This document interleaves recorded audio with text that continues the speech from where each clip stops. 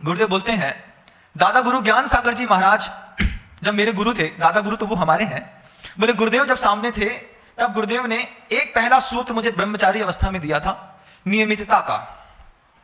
नियमितता समझते हैं? हर काम टाइम टू टाइम करना है। नियमित समय पे जिन आवश्यक कर्तव्यों को किया जाता है। ज्ञान सागर जी मुनि महाराज ने ब्रह्मचारी विद्याधर को एक बात सबसे शुरुआत में सिखाई थी, जीवन को सबसे पहले नियमित बनाना सीखो। नियमित क्या है बंदा महाराज? जिस क्रिया को करना है उसको करने में कभी चूक मत जाओ। गुरुदेव के जीवन का पहला सूत्र था कि मैंने अपने नियमित क्रम को, जो मेरे आवश्यक थे ब्रह्मचारी अवस्था में, ना मैंने उसको उस समय छोड़ा, मुनि बनने के बाद जो मेरे लिए आवश्यक कर्तव्य थे मैंने उसको कभी नहीं छोड़ा। और दादा गुरु ज्ञान सागर जी महाराज ने जब मुझे आचार्य के पद पे प्रतिष्ठित किया, उसके बाद मैंने आचार्य के कर्तव्यों को आज तक नहीं छोड़ा। यह मेरा नियमित क्रम मुझे ऊपर उठाने का सबसे पहला कारण। जब पहली बार दादा गुरु ज्ञान सागर जी महाराज ने मुझसे वाहन के त्याग के लिए कुछ संकेत दिए, उस समय जो परिस्थिति बनी मैं उसमें भी खुश था। जब गुरुदेव के साथ विहार किया मैं उस समय भी खुश था। जब गुरुदेव को अपने कंधों में, बलिष्ठ कंधों में दादा गुरु ज्ञान सागर जी महाराज को बैठा करके उन्होंने 8 किलोमीटर का भीषण विहार किया और लेकर के गए, तब भी मुझे कोई वजन नहीं लगा। मैं अपनी उस परिस्थिति में खुश था। दादा गुरु ज्ञान सागर जी महाराज ने जब संलेखना करके दुनिया से चले गए, गुरुदेव कहते हैं उसके बाद भी मुझे कभी लगा नहीं कि दादा गुरु ज्ञान सागर जी महाराज मुझे छोड़ के चले गए हैं।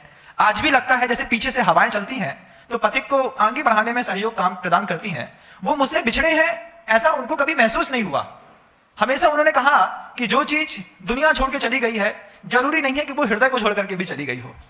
वो इधर तो विराजमान है, बैठे हैं, वो हर परिस्थिति में मैं खुश हूं। ये मेरे जीवन के विकास की सबसे बड़ी भूमिका निभाने वाला सूत्र है। दादा गुरु ज्ञान सागर जी महाराज ने अपने उस सिंहासन से उतर करके जब अपने ही शिष्य को उस सिंहासन पे अपने सामने बैठाया होगा, उस दृश्य की आप कल्पना भी नहीं कर सकते महाराज बंधु। दादा गुरु ज्ञान सागर जी महाराज उस समय 84 वर्ष की उम्र में, 82 वर्ष की उम्र में 24 साल के मुनि महाराज से कहते हैं, आप मेरा आचार पद स्वीकार कर लो। ऊपर बैठाया, नीचे उतरे, जैसे आप बैठे हैं ऐसे नीचे उतर करके, हे आचार्य भगवंत आपके चरणों में बारंबार नमस्कार है। क्या बीती होगी उस शिष्य के अंदर? सोचो, मेरे गुरु हैं, मेरे सामने नीचे बैठ करके मुझे नमोस्तु कर रहे हैं, कहां गड़ जाऊं मैं?